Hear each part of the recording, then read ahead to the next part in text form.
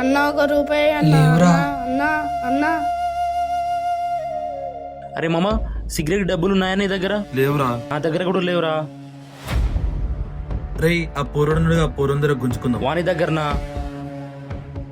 అన్నా 1 రూపాయి అన్నా. రేయ్ నువ్వే మాకీరా. నువ్వే మాకిరా. నా పైసలేంటి నీయా? జై శ్రీరామ్. హనుమంతుడు మనకు కనిపించకపోయినా ఎప్పుడు మన వెంటనే ఉంటాడు. ప్రతి క్షణం మనల్ని కాపాడుతూనే ఉంటాడు.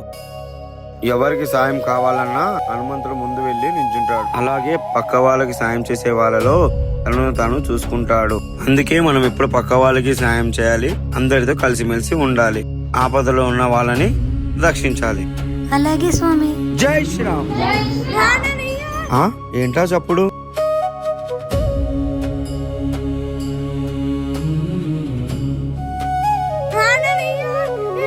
ఇయ్యువే ఇయ్యు.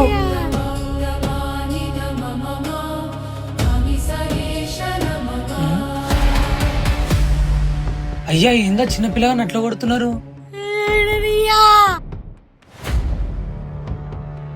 అరే ఏమేం బ్రో, ఎందుకు అట్లా కొడుతున్నారు? మోహన్ వీరా నువ్వెవర్రా మధ్యలో? మాకు సిగరెట్ డబ్బులు లేవంటే రేయ్ నువ్వు పైసలు ఇస్తావు తమ్ముడు తింటావా? అరే ఏమేంద్రా?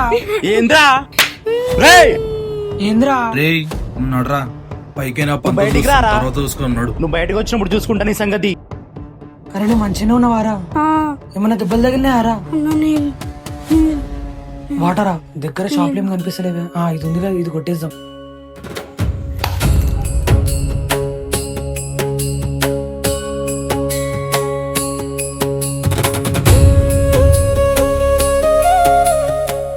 ఏంటి బాబు, దేవుడి కోసం తెచ్చిన కొబ్బరికాయ పిల్లోడి దగ్గర కొట్టేశావు?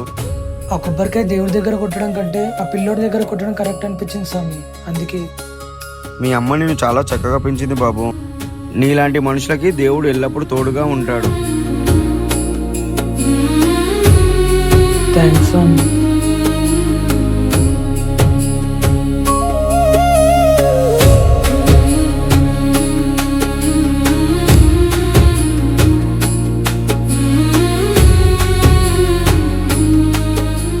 ఎప్పుడు మా అమ్మతో గుడికి వస్తుండే, ఈరోజు ఆమె లేదు.